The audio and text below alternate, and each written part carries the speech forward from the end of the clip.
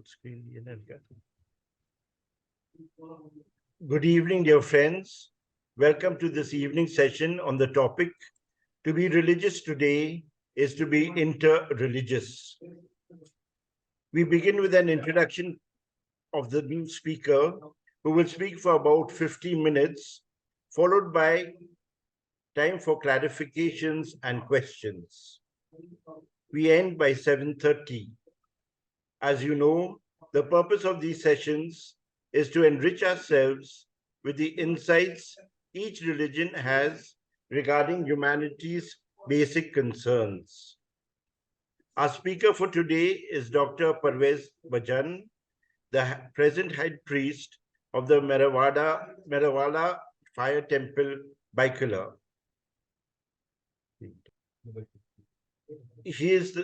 He continues an ancient family tradition of priesthood dating back to 1891.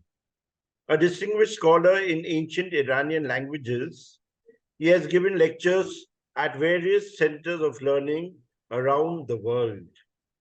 He has been a regular speaker at our seminars, sharing with us the Zoroastrian perspective on the topics we choose.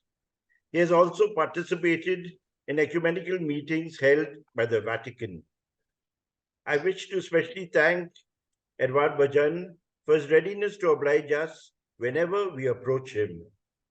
Thank you, sir. I would now request you to present your reflections on our topic, to be religious today is to be inter. Can I start? Yes, please start. Good evening, everybody. Good evening. Thank you very much, Father, for inviting me to be part of your seminar today. Today, you have selected a topic, to be religious is to be interreligious, correct? Yes. So, we will discuss about the Zoroastrian way of life, what the Zoroastrian religion teaches the community and the members of the faith, and then we shall keep it open to the public, to the onlookers to ask any questions. Before I start, I'll just give you a brief idea about. I hope the persons who are attending are, one is Zarin Chawan, one is Alu Balsara, they must be the Parsis, Zoroastrians, correct? And maybe Kashmira also. See, we Parsis in India they call us Parsis, but we are actually Parsi Zoroastrians. That means we have got two nomenclatures. Parsi is an ethnic identity, and Zoroastrian is a religious identity. So since we came from Persia was known earlier as Fars, F-A-R-S, Fars, changed to Pars became Persia. So that's why people who came from, as a refugee from Persia to India, that is from Iran to India, that's why they are known as the Parsis. And following the faith of Zarathustra, our holy prophet, that's why that is our religious belief is Zoroastrianism, and hence we are known as Parsi Zoroastrians. Now I'll start with a brief idea about the religious beliefs, and the audience will be surprised to know that Zoroastrianism is a unique amongst the living religions of the world in two aspects, in two ways. Firstly, it is perhaps the oldest faith which is living. That means which is being practiced even today. I'll tell you the number of years, the centuries of millennia of this existence of this faith. Secondly, it has the smallest number of adherents, that is the followers. Zoroastrianism was contemporary with the ancient faiths of Egypt and Babylon. The date of the founder, that is Zarathustra, our ancient prophet of Iran, who was born in Iran, the olden Iran, not the present day Iran. So the date of founder cannot be fixed with certainty because according to the earlier estimation, he lived some 78,000 years before Christ. That's what when we were students some 50 years back, we were told that this was the date, this was the year, the century. But with recent developments over half a century, it has been practically been dated that Zarathustra lived some 1,700 to 1,500 years before Christ. That means if you count from today's 2023, it will be nearly 3,500 years ago. So this is the faith, the oldest faith on this planet Earth, and whose adherents, whose followers are still living in all the parts of the world, everywhere. Basically, they were from Iran, where the religious beliefs flourished, and Prophet came and propagated the message of Aura Masda that I will discuss here. Now, judging from the language of these scriptures, we can say that the founder Zarathustra was contemporary with the Vedas of India, with the Vedic religious beliefs. So, language of the Gathas, that is Avesta language of the ancient scripture, and the Vedic language are known as even today as a sister language.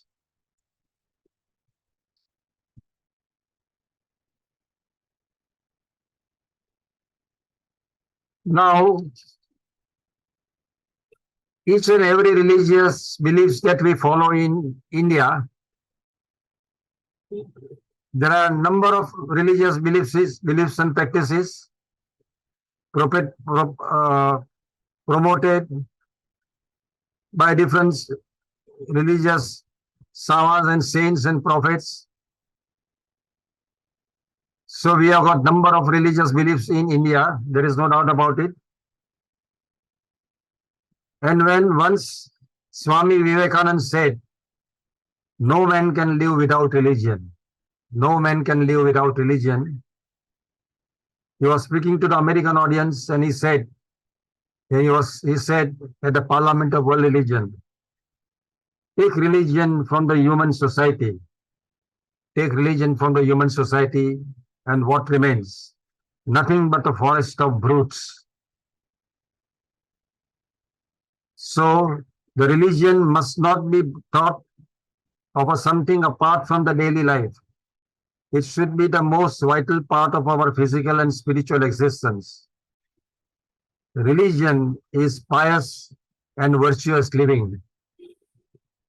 To lead a life is to be a religious and a virtuous life.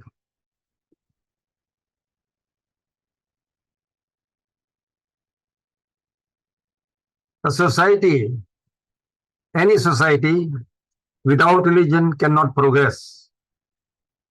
And it is bound to perish ultimately. For a man to prosper in this world, he must be religious. And what is true of an individual is also true of all the communities and the nations.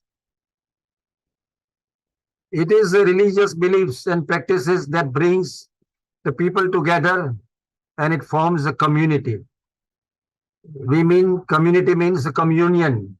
We communicate with the fellow human beings. Whether they may be of the same beliefs, they may be of the different beliefs. So here we have got a Zoroastrian faith. I am representing this. I'll give you some idea about this. That the Zoroastrian faith, the first need of a human being is a religion and religious faith. Faith is the most important item in realizing God. The today's topic is, it is to be religious, it is to be interreligious. That means we should respect all the faiths as practiced in this Indian subcontinent. So first need of the religion is faith. And faith is the most important item in realizing God. The basis of all religion is faith in God and the prophet who brought the message of omniscient giver. And faith is the precondition of Zoroastrianism.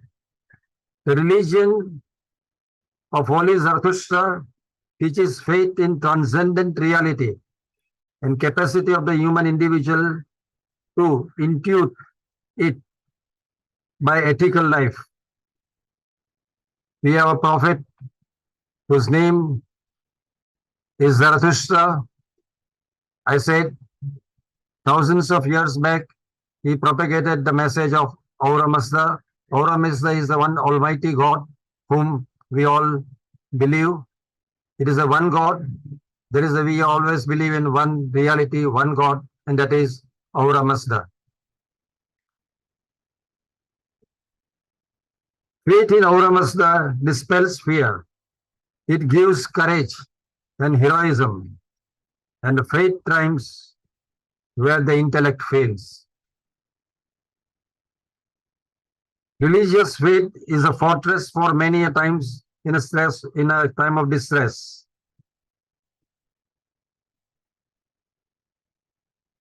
Napoleon Bonaparte once said, Napoleon Bonaparte, during the last days of his captivity at St. Helena, reaffirmed his faith in Christ when he said, all the scholastic scaffoldings falls as an edifice ruined before one single word, and that is faith. The emphasis of the great religions on right action is of special significance at a time when there is a steady decline in the values, in the decencies and proprieties of life, and an increase of fear and fury, hatred and ill will. Imam Muhammad Ghazali, whose dialectic places him amongst the world's greatest philosopher, and he declared that a man without faith is a man without hope, lost in an ocean of doubt and confusion. So, to the people of the world, religion is necessary to guide, to realize the ultimate reality of creations. So I, being representing Zoroastrian religion, I will just describe from the Zoroastrian perspective. The religion of Zarathustra is not a mere ethical code as taught by many of us. It is a science of sciences, science of all sciences. In our prayer, Khode Avastha, there is a small prayer known as Doa Nam Satayashne. There it is mentioned Frangan Franga.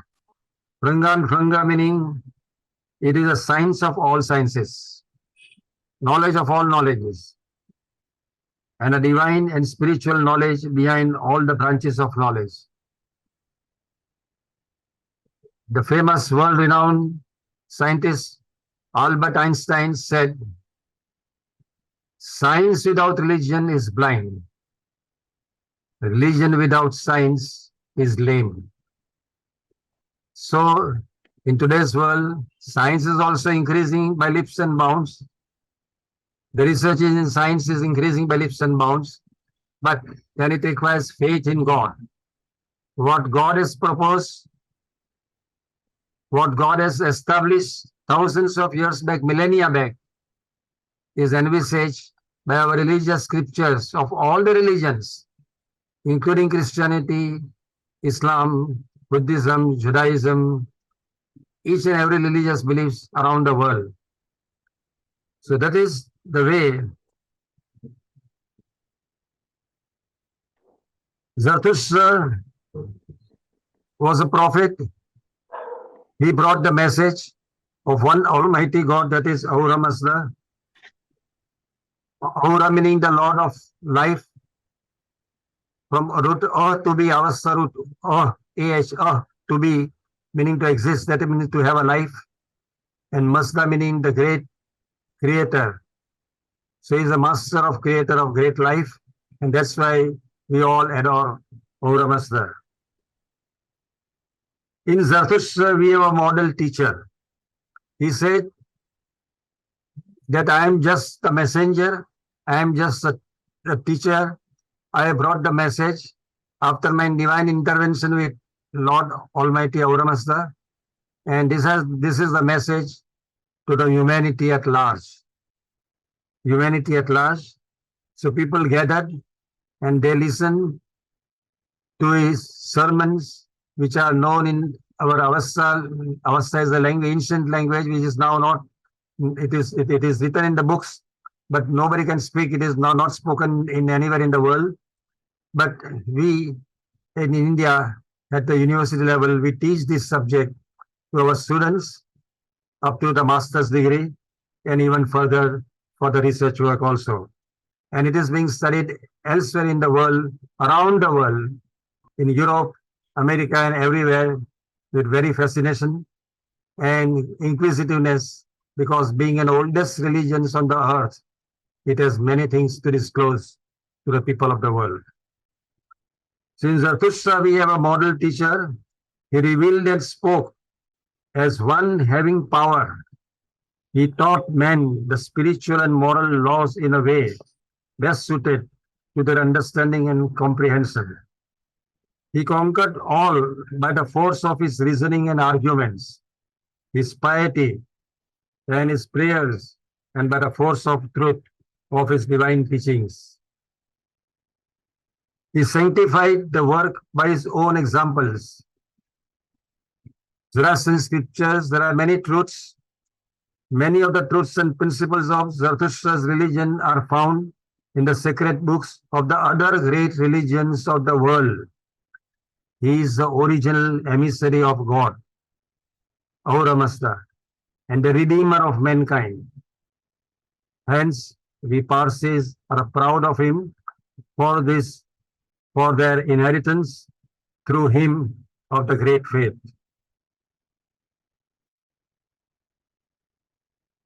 As I have told you, Zoroastrian religion is not a badge to be put on a sleeves that I am a Christian or I am a Zoroastrian or I am the follower of Baha'i or Judaism or Christianity or Islam or any religion. It is to be practiced in day-to-day life. And the very fundamental teachings of our Zoroastrian ethos are Humata, Hukta, Huvarsta. Good thoughts, good words, and good deeds. It encompasses everything in it, but it has got a very deep meaning about it. So today, we have to be religious, but we have to be interreligious in the sense that we should, all humanity is a one big world where we are living amongst many faiths. So as a community of a Parsi, Irani, Zoroastrians in India, after coming to India, we are known as Parsis. In Iran, we are known as Zarathustris. But since we came to India more than 1,000 years back, since we came from Persia, we are known as Parsis, and following Zoroastrian faith, that's why we are known as Parsis Zoroastrians. So as a community, we respect all religious faiths and genuinely celebrate unity in the diversity of various faiths and beliefs. Every religious faith has a philosophical foundation and all are inspiring.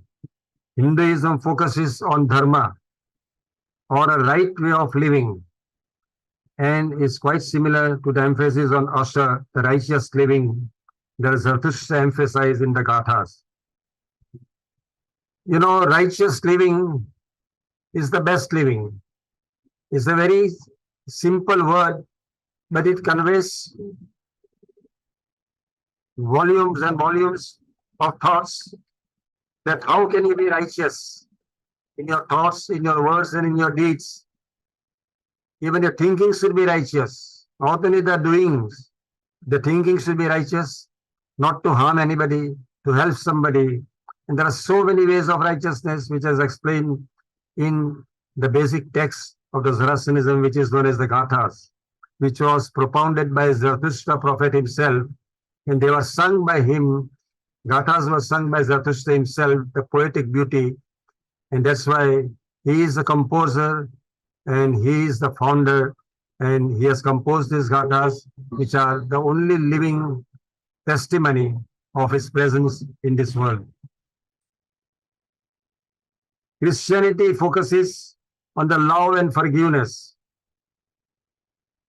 while Islam focuses on absolute submission to the divine.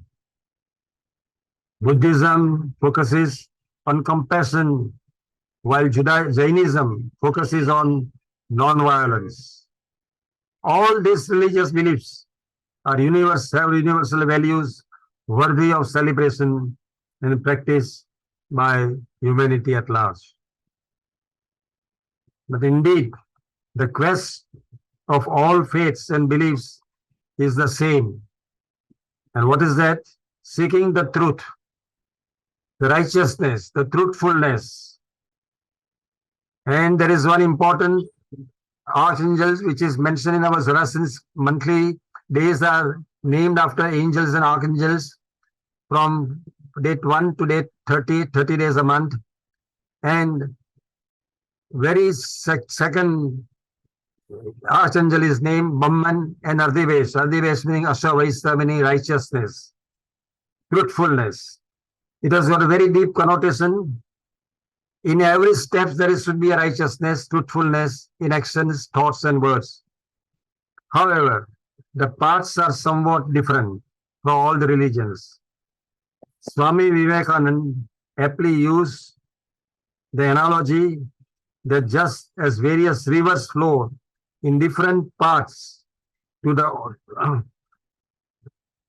the same sea and goes mixed with the same sea, so do different faiths prescribe different paths, but ultimately flow towards the same divine truth.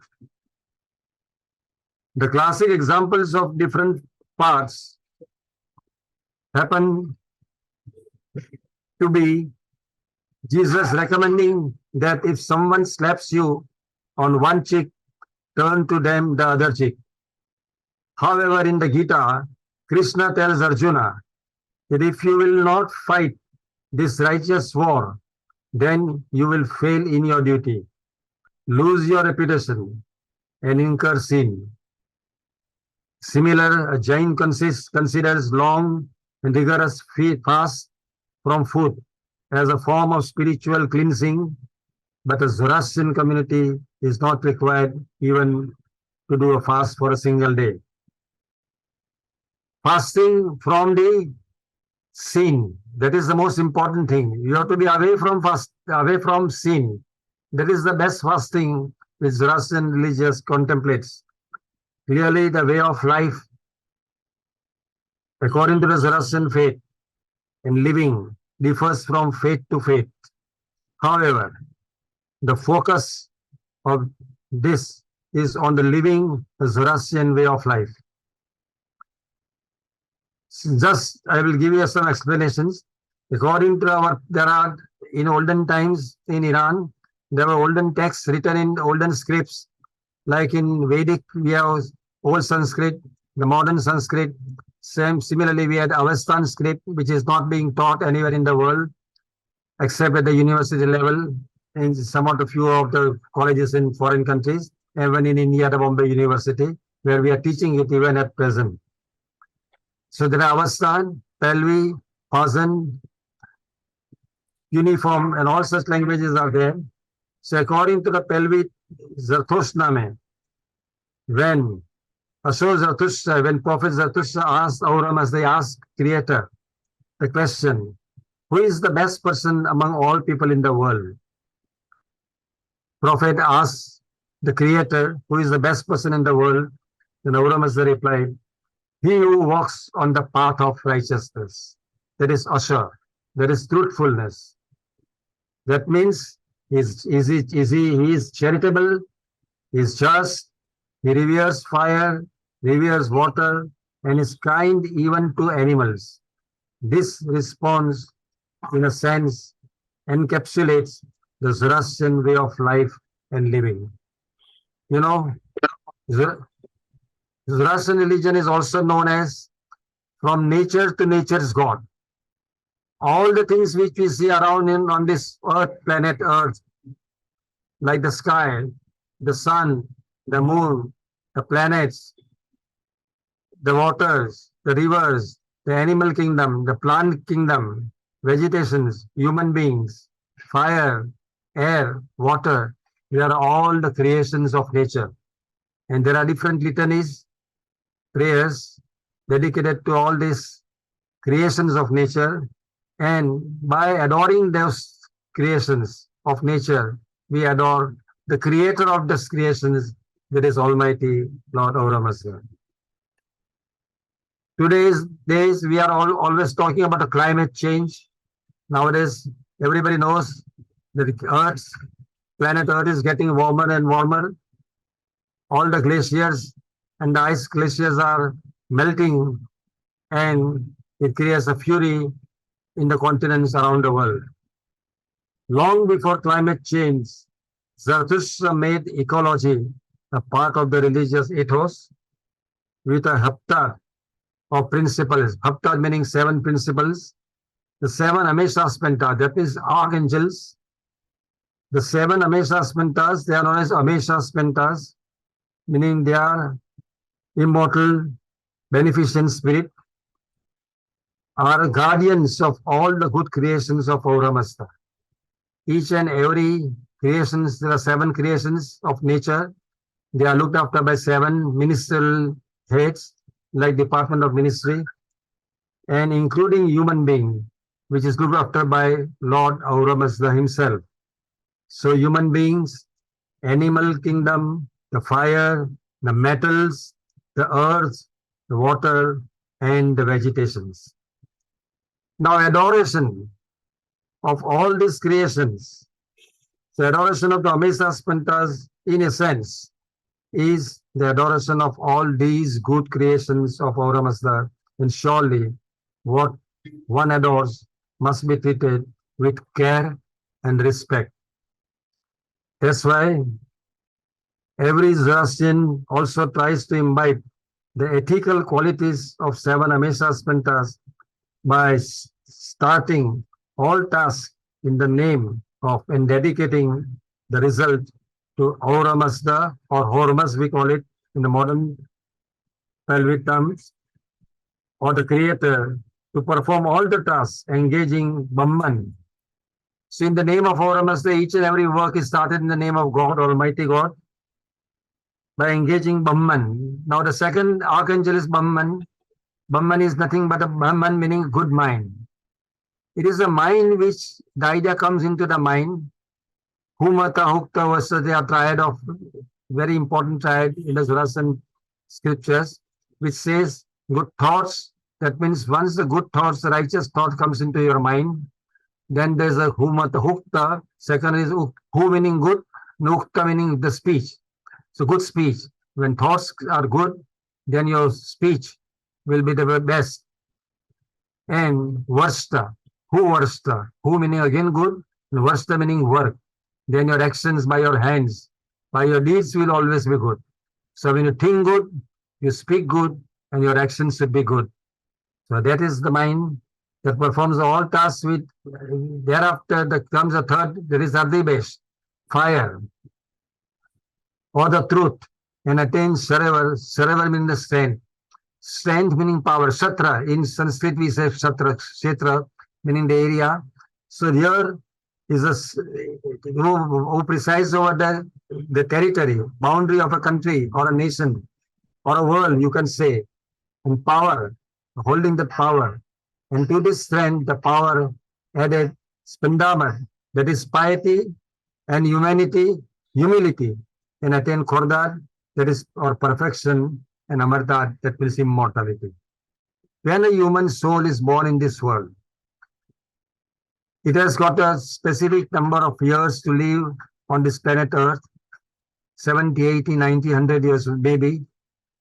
So during that life, he has to do a righteous living. That is the way of Zoroastrian life.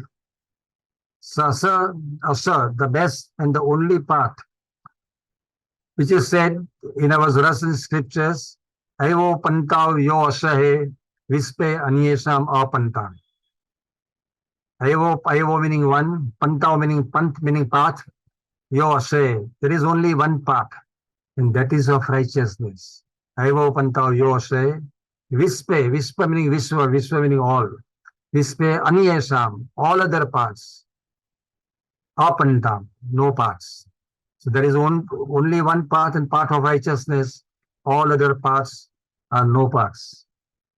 So Huma Ukta verse says, I told you, good thoughts, good words, and good deeds are good principles to practice in day-to-day life. However, Zarathustra's wisdom for us could be summed up in just one word, Asar. That means your words, deeds, and thoughts all must be good and righteous. That is the most important, Asar. This whole universe revolves around Asar, the law of nature. That is the most important one, Asar. It stands for truthfulness, truth, as opposed to falsehood. Righteous conduct, divine order, or living in harmony with the laws of nature, nurturing the plants, animal kingdom, conserving the water, not defiling the water, not defiling the wind, the air, the pollution, each and everything which we are facing today, my friends, were taught to us, taught by the Zoroastrian philosopher like Zarathustra, the prophet, thousands of centuries back, has mentioned all these things to preserve, because these are the nature's creation, and we have to preserve nature. That's why our religion is also known as from nature to nature's God. So ultimately we are adoring the nature's God, that is creator of the nature, creator of the creations. So laws of nature and purity of thoughts, words, and deeds. Little wonder, the colophon, there are texts written by our various scholars. There is one path, as I told you, and there is a path of righteousness.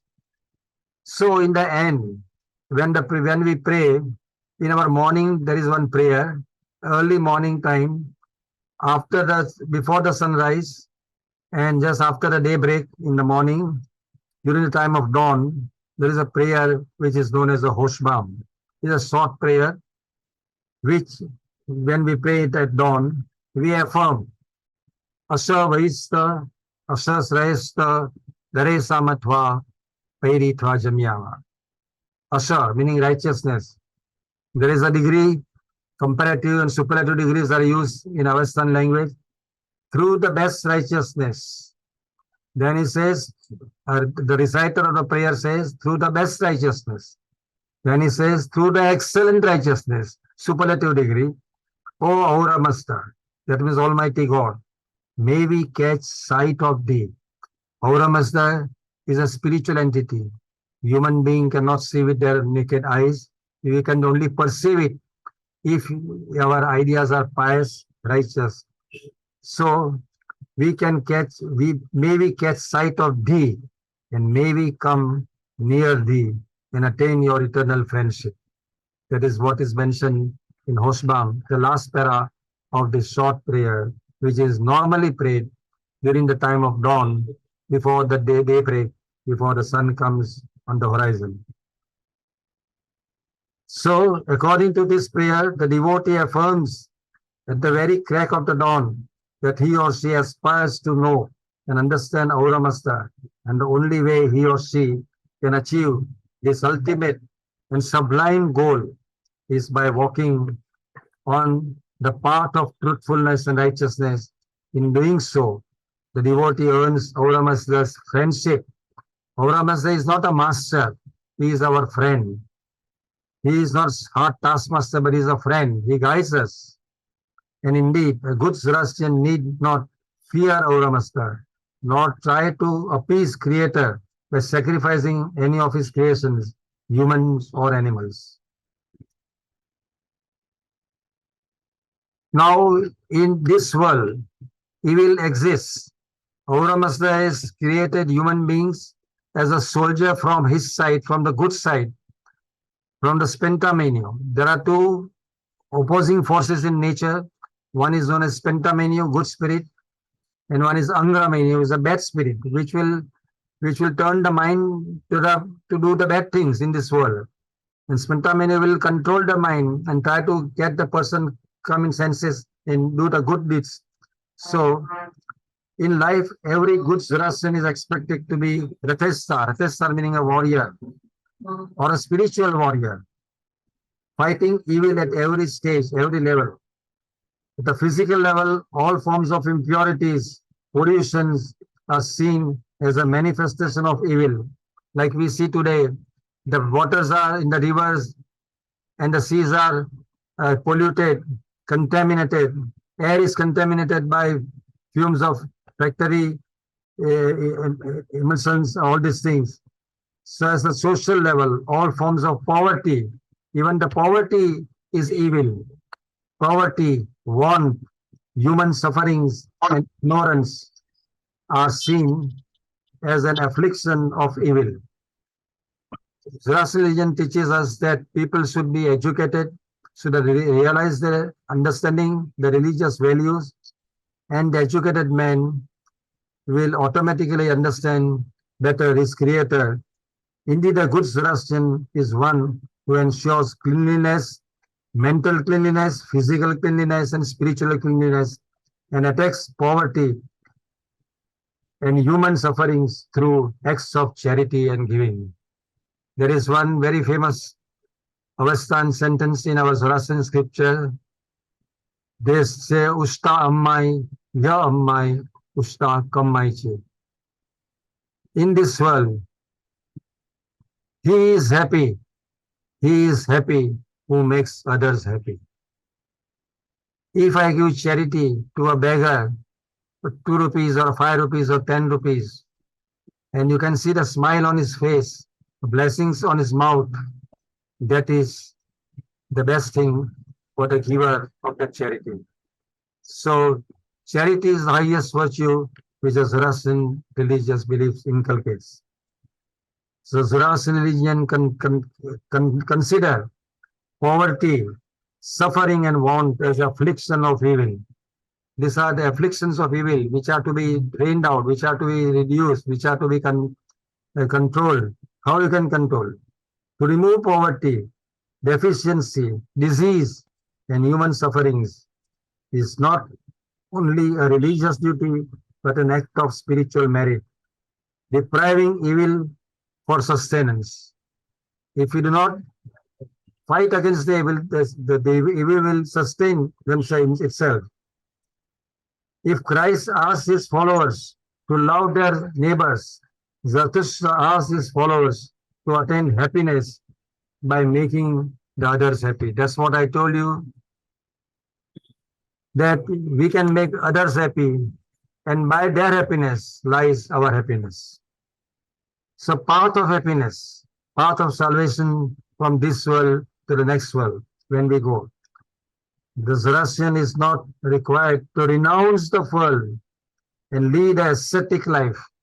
We are not sadhus or saints or to sit on the mountaintop and just pray, pray and pray. We have to do act. We have to do the work. Work is worship. And we have to attain the salvation by helping the creations of our Mazda to flourish, to prosper. So Zoroastrian is not required to renounce the world and lead an ascetic life. In fact, that would be considered as a sin. Life is a gift of our Mazda and is meant to be enjoyed, not endured. Zoroastrian considers wealth. Now when we amass wealth, we gather wealth by doing work, hard work, toil, perseverance, people gather wealth. So Zoroastrian considers wealth as fundamentally positive. Why? Provided it is acquired through righteous means, not by going into the racing den and getting a horse bet or something like that. By perspiration, if you earn something that you give in a charity, that is a true charity and true virtue of a Zoroastrian faith. So we acquire through righteous means the money, the wealth which you acquire and use for righteous purpose, like hospitalization, helping the poor, needy, deserving. Also, Zoroastrian is not required to practice a celibacy in order to attain salvation. In fact, Prophet Zarathustra has taught us, and the message of Zoroastrianism says that in order to attain salvation, in fact, getting married at the appropriate time and raising a family is itself an act of spiritual merit. Because we are procreating the soldiers in the army of Lord Aurum as the Lord Almighty, as the soldiers from the good side to fight against the evil on the bad side. Hence, finally, the Zoroastrian way of life and living is about Usta. Usta meaning happiness. I told you in the beginning, Usta ammai yammai usta kammai chit. Happy is he who makes others happy. So, happiness, and according to Zarathustra, the best way to attain happiness is by making others happy. So this is what I just imagined and thought that this is a good way. Now, I think we should I will go around one small reading, I will have it with me. This, as I told you, Zarathustra propagated his message to the people of the world around more than 3,000 years back. So here, a very learned Zoroastrian high priest of the last century wrote, nearly 3,000 years have elapsed since the great prophet first gave the message of Mazda, Aura Mazda, to the people of the world. Many millions of human souls have lived a happy life and died a peaceful death under the shadows of the protecting wings of the faith. Zarathustra's immortal triad of good thoughts, humata, good words, hukta, and huvarsta, good deeds, has kindled the religious zeal, intensified the desire, ennobled the thoughts, illumined the minds, and warmed the hearts of countless numbers of his followers. Zoroastrian religious beliefs and the people of believing in Zoroastrian faith had the largest empire in the ancient world in Iran, which was from in the west side from Danube River to the east side to the Indus Valley, having 23 nations paying tribute to the kings of Iran, to the Shahnshah of Iran. But then Shahnshah was considered as a god for the people of Iran. For any need, they will approach the Shahnshah, the king, and he would address all these things. Unfortunately, with the downfall of the empire in the 7th century of the Christian era, with the downfall of the empire, the hope of regaining power has disappeared forever. They could not recover the vision of its restoration. History has recorded this one and unique pathetic instance of a great nation of millions being reduced to a small community of a little over 100,000 souls all told. Still true to its ancient faith. Everything that was nearest in Iran, it was of faith in Iran, the nation. In ancient Iran, I'm talking of 2,000 years before, 2,500 years ago, in the Achaemenid time, Cyrus the Great, Darius the Great, when even Alexander the Great lived, and he destroyed many parts of Iran. So those were the times he's referring to. Everything that was nearest and dearest to them in the fatherland was gone. Zarathustra remained their only hope. And with his religion as the only cherished heritage, the Parsis exiled sought an asylum. 13 centuries have dragged their weary course since they first landed on this land in India, a land of their hope, and began their life anew. And hence, the rulers of nations they have not become, but they have proved themselves to be the true bearer of the great name and fame of the illustrious forebearers. The pages of the ancient Iranians and their dutiful descendants have faithfully reflected their past national glory in the mirror of this small community known as a Parsi Irani Zoroastrian community professing Zoroastrian faith in Bombay, in India. They are not more than 60, 70,000. Around the world, they are less than a lakh. So let us all, Parsis individually and his community collectively, abide steadfast to the path of righteousness and all humanities. It is the message to all the humanities. And they will be practicing true Zoroastrianism in the freight of fever of modern civilization, which renders man exceedingly sensitive to sufferings and let loose on him the demons of restlessness and discontent. Zarathustra's religion, Zoroastrian religion, is the best sedative for him to do today. So will it be for all social unrest, economic crisis, and religious upheavals of the future. Zarathustra has been the hope of the Parsis in the past. So is he now, and so will he be forever. Actually, this is the message not only for the Zoroastrian community, but for the world at large, that the ancient religion, so ancient, I don't think, I'm a student of the Zoroastrian faith since last 40 years. I don't think any prophet prior to Zarathustra was born and gave such a message of Mazda worshipping religion to the people of the world at that time. So here I am as a representative, a small, yours faithfully giving you a small message from Mazda worshipping religion to call all humanity, a call to all humanity that all are the creations of that Lord Almighty. You call it Ahura Mazda, you call it Allah, you call it God, you call it Bhagwan, whatever by name you call it. There are different parts. Ultimately, it leads to the same Almighty Creator, that is Ahura Mazda. Thank you very much. Thank you very much.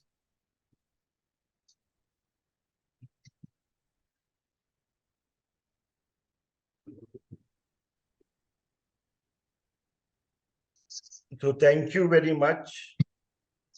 Yes. Thank you. Thank you. 1 minute. We'll just.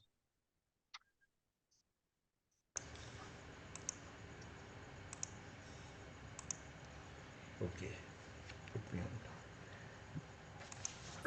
Can't hear you, Peter. Yeah. So thank you, Ervad Bajan, for your lovely insights into Zoroastrianism. I think it has been profitable to once again recapitulate how Zoroastrianism has helped and influenced most of the other religions which came from the Semitic tradition. But I would also like to ask you, like today, to what extent are we open, is Zoroastrianism open to the teachings of other religions? Like you mentioned, the importance of truth, the importance of dharma, etc.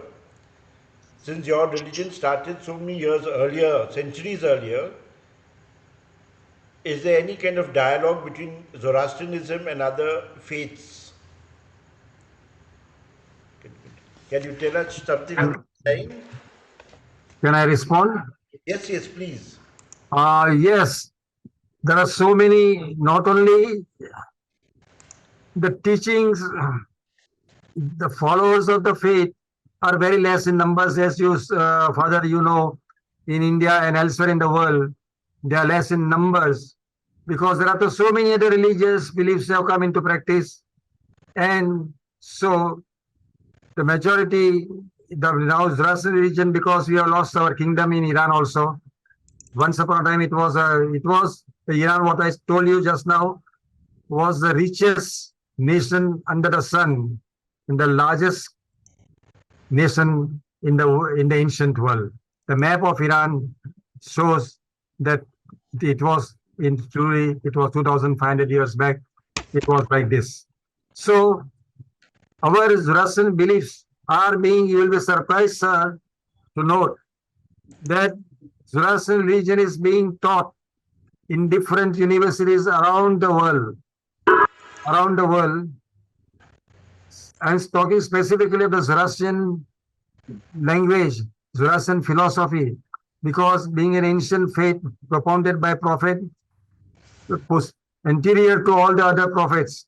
So their teachings are of so importance because all the subsequent faiths have enriched themselves by taking some good thoughts, good words, good deeds from the Zoroastrian scriptures itself. Even the Muhammad Paigambar, Prophet Muhammad says in Quran that I am grateful to the Zoroastrian religious beliefs and practices which are taken like the 5 times namaz, which they do. It's taken from the Zoroastrian scriptures. We also pray 5 times, 10 the fire during the day. Like the Christianity, you do, take this fire in a essence and you put a sandalwood and fragrance, and in the church you do it. I have seen. Because I have traveled all over the world with the Christian church. I have stayed in Poland with the previous cardinal who ultimately became the Pope. The earlier Pope was there, and I'm talking of 2002. I had been to Poland. So what I mean to say, these Zoroastrian religious practices are followed in majorities and taught in the university curriculum, university, and that they are much sought after. Zoroastrian way of life, Zoroastrian teachings, because there is a basic spring from which the ideas flows down, down, and down, and that's why all the other religious beliefs have taken, and our chairs are there. Zoroastrian chairs are there in the University of London, University of Oxford, and recently, nearly 6 months, a year back, they opened a department of the Zoroastrianism in the University of Toronto in Canada also. In Bombay, there are departments. Avastha is also there at Bombay University. Unfortunately, let me tell you, sir, that because of the less number of students joining, it was by fault of this. It was certain subjects were removed from the curriculum of the university. Not only Zoroastrianism, but other subjects were also removed from the other faiths also. So we are all trying to reaffirm that their subjects are kept because we have small number of followers, so small number of students. No doubt other students join us, they study with us. We can teach anybody and everybody. It is open for learning, open for practice, and they practice, they study it, and then they propagate the message of Mazda worshipping religion to the people of the world, and that is the most important thing. Thank you. We'll invite all the other participants to ask whatever Sure. questions they would like to, or clarifications. Whoever would like to speak, please put your hand up or ask a question directly. You can unmute yourself and ask. Okay, I'm Father Victor. You can hear me? Yes, Victor, go ahead. Okay. Sorry, I missed the talk because I'm in Canada and I'm just getting up. So I missed the talk. I was really wanted to listen to you. But I have a question because there is a theory of when the Aryans migrated into India, but the Indians are refuting that, saying no, Aryanism, the Brahmins went from India outside. But most of the scholars agree that it is the one who have come into India, the Vedic Aryans. I want to ask this question. Do you see any similarity between the Vedic religion, Vedic Hinduism, and Zoroastrianism, ancient Zoroastrianism? May I answer your question, sir? Yeah, please. Yes. May I know your good name, sir? I'm Father Victor. Okay, you are from Canada, I think. I suppose you said you are from Yes, Canada. I'm originally from Pune, but Okay, I'm now working in Canada. okay. You rightly said so. These religious beliefs and the birth of prophet whose date is uncertain, whose millennia is uncertain, whose century is uncertain, but still it is from the time of Vedic religious beliefs then they started. And even the recent researches at the international level around the world, in the USA and in London and everywhere, in the West, it has been established that this was the earliest religious beliefs, very, very close to the Vedic religion.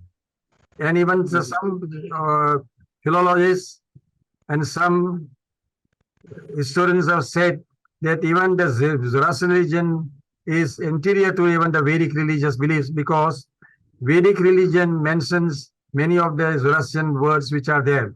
Like in Vedas, we say Satya for righteousness, right thing, correct thing, right, truth means Satya.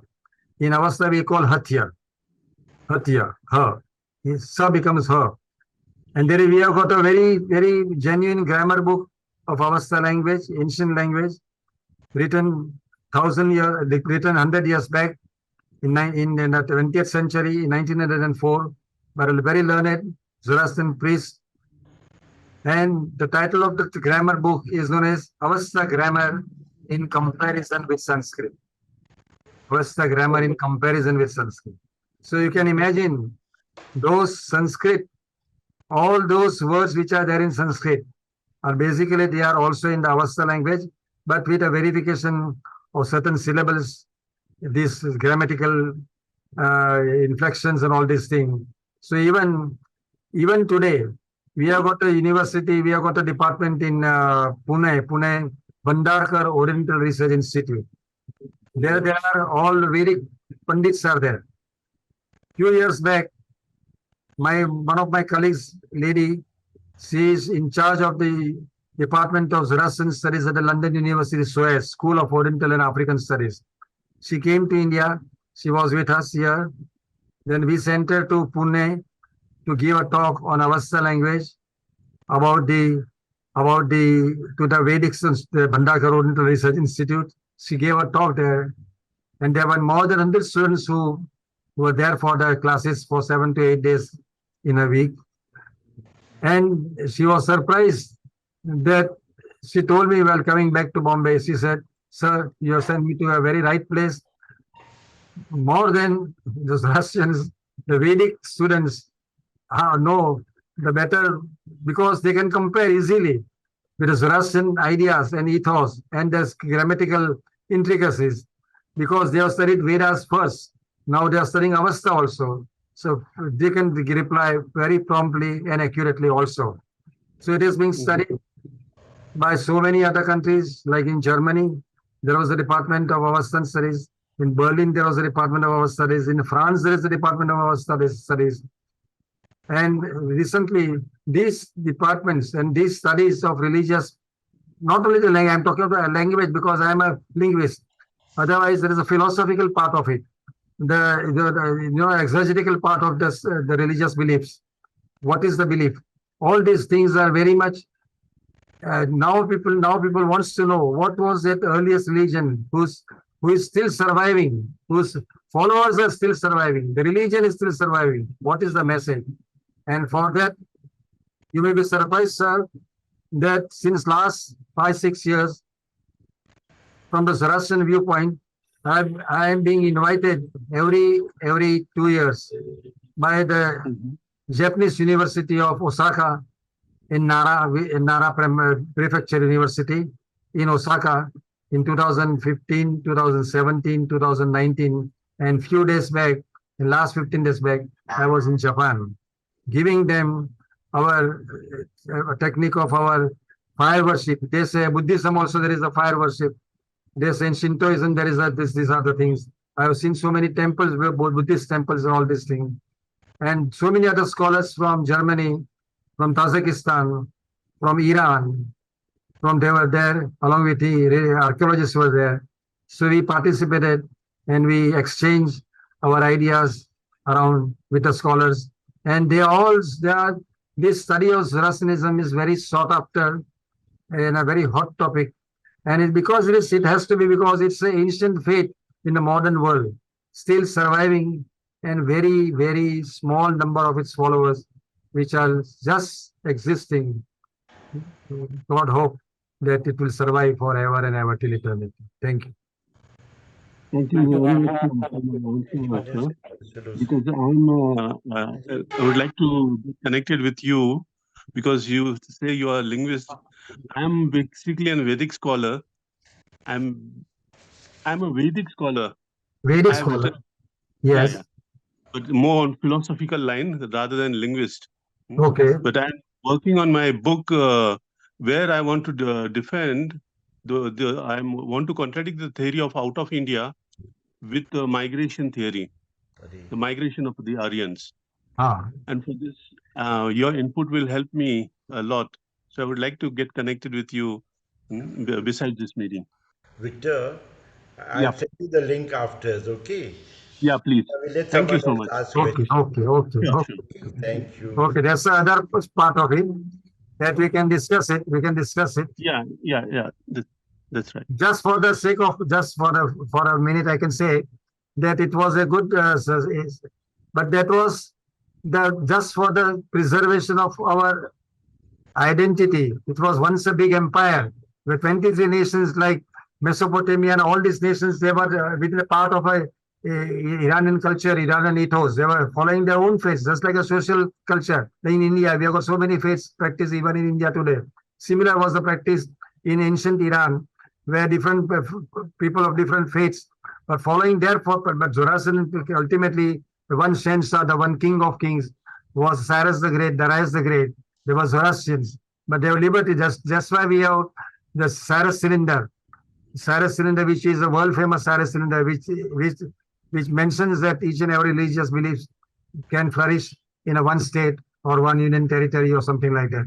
So Zoroastrianism came to India because it was not being allowed to be followed there, and there was a lot of changeover in the setup, and that's why if you want to preserve the religion, there was no other alternative but to leave the shores of the land and come to the hospitable place like India, where we have been here since like 1000 for nearly 300 years. And we were told specifically that will you be going to be converting anybody from India? We said no, no, no. We have just come to practice our faith. We will not convert. Neither we ask anybody to go out of if they want to voluntarily go, they may go. But we will not take anybody inside our faith. Otherwise, you would have been in lakhs and lakhs today. Whereas, sir, we are less than a lakh. We are 50, 60,000 in Bombay, and all over India, we are less than a lakh around the world. So that is the motto, preserving the religious belief. That was the motto, not increasing the number of followers. That by giving anything you can exchange, you can make them, but that was not the practice, because once afraid, once bitter, twice shy was the order of the day. And that's why we have to leave our everything, but for the sake of religious beliefs and practices. Thank you. Will anyone else like to ask? I think Sanjeev put up your hand earlier. Yeah. Go ahead. Good evening, sir. My name is Sanjeev Brar. Can you hear me? Am I audible? Yes, just loudly, please. Second, increase the volume. Yeah, can you hear me now? Yes. Okay.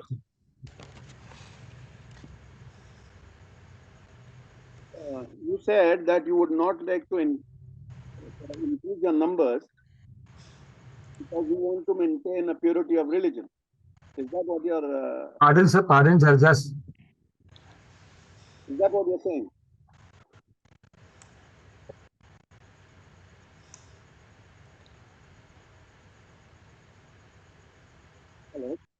Hello. Hello. Just slightly loudly, please.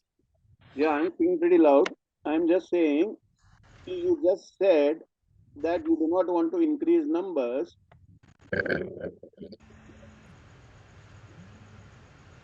Yes. You want to maintain your purity of religion. No, no, that was, can I answer you, sir? Yeah, please. That was not the question here, sir.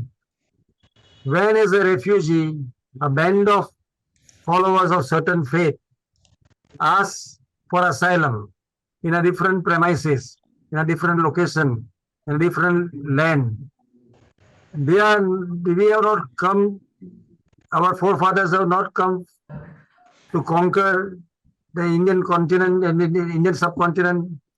They actually, in real terms or term, they came just as a refugee asking for a shelter to give them a place to reside. And even they ask, it is not the we, it is the benevolent king asked, and they were afraid of those Iranians. They were like looking like warriors, so they were afraid. Are you going to? I'm sorry, So we said, I'll interrupt you here because we'll get into an academic discussion. What I'm trying to say is that if you are going to restrict your religion, now like every religion is evolving, do you accept yes, that? Every religion today is evolving and encompassing a lot of external beliefs. Now, in your religion, you do not allow, suppose it's a mixed marriage, a non-Parsi marrying a Parsi. The boy is Parsi, the woman is non-Parsi, but she does not have access to the fire temple. She does not have access to any of the rituals.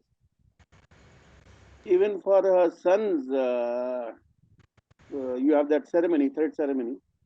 no job, sorry. Because according to you, she is not of the faith. But why is that? Why cannot she also be allowed into it? Because she is the mother, the biological mother, and she would like to be participant in that. Now, this is where there is a lot of push and pull going on. Yes, yes, yeah, I understand this. But And this is, can I? yeah, let me finish. And what is happening now is, because I have a lot of Parsi neighbors around me, and I have had a lot of discussions with them. Their children feel sort of alienated because their mother is not part of being allowed to go into the fire temple and all that. So they feel alienated and they have moved away from the religion sort of. Now, this is where you're actually pushing away a lot of your people, and that is why the diminishing numbers, because a lot of people have moved away, a lot of people are not getting married. That is another. That is important. Yeah. Yes, a lot of bachelors, a lot of spinsters, a lot of them are not getting married. That is why your numbers are dwindling. Now, if you allow, I'm sorry, it's up to you, of course.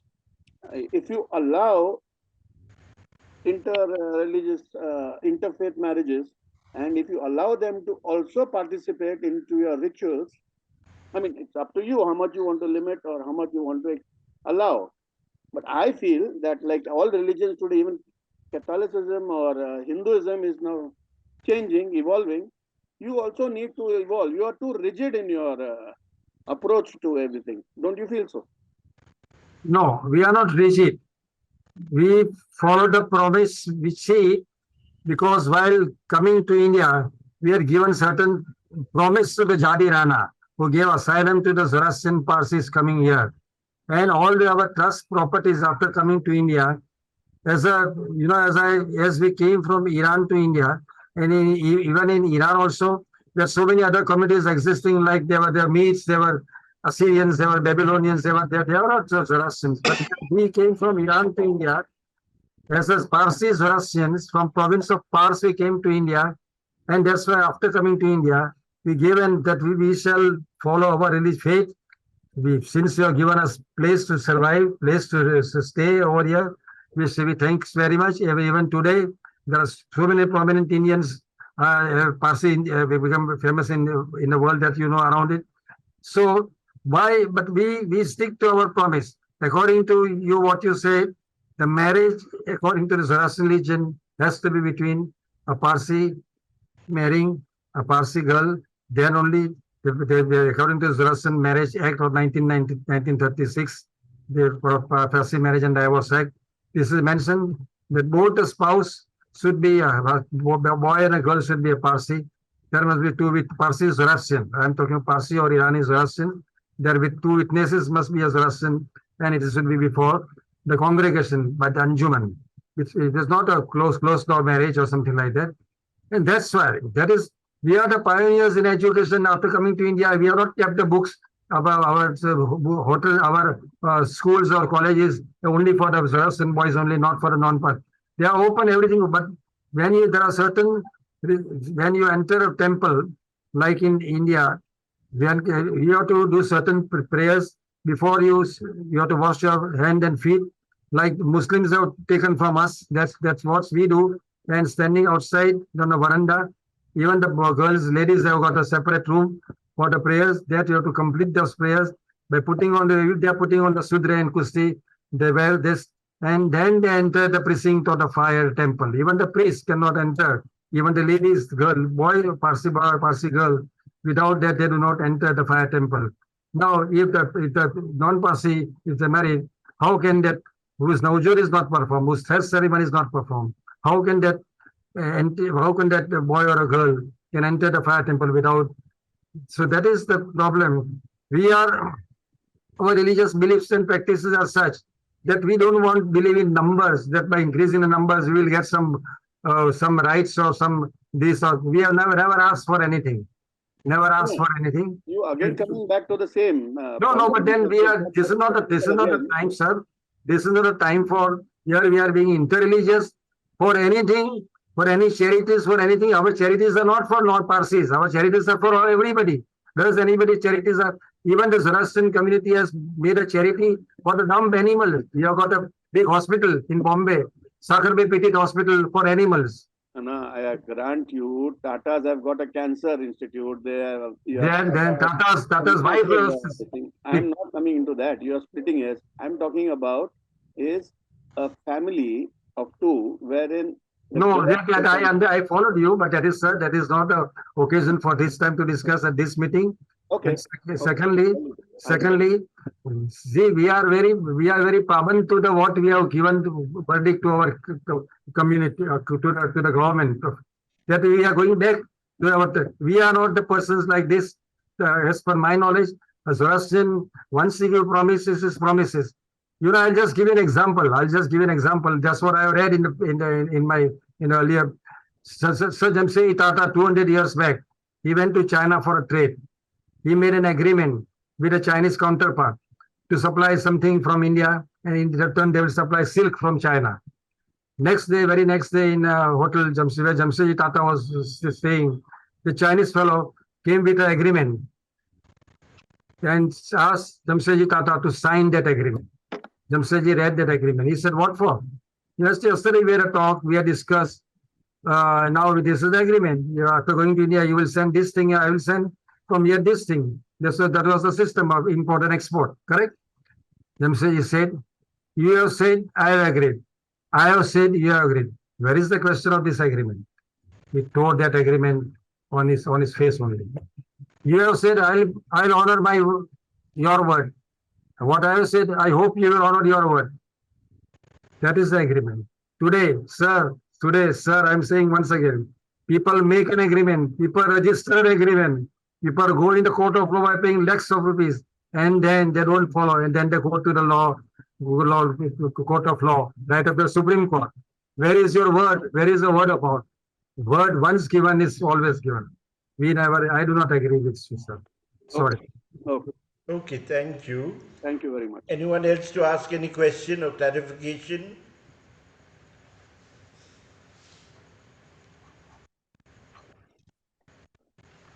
I think no one. Okay. So thank you, Dr. Ervad Bajan, for your spending time with us and sharing your insights. I also want to thank the management of both institutions, St. Vincent College of Commerce and Sneha Institute for the Study of Religion, for this collaborative interfaith dialogue seminar. And I also want to thank Gilby sir, my right-hand man from the college, who has been always here to help. Thank you. Thank you. Our next program is on Thursday, next Thursday, the 14th of December. We have Dr. Mahesh Devkar, head of the Department of Buddhism from the University of Pune, who will share the Buddhist perspective on our topic. Please attend with your companions. Good night and God bless. We'll end with a popular prayer song, Hets Amchi Prarthana. Thank you very much. Thank you, everybody, sir. Thank you, Father. Thank you. And your colleagues. Thank you very much. Thank you, audience, for patient hearing. Thank you. Thank you for this seminar and congratulations to you. Thank you. हीच मुची प्रार्थनान हेच मुचे मागणी हीच मुची प्रार्थनान हेच मुचे मागणी माणसाने माणसाशी माणसा समवागणे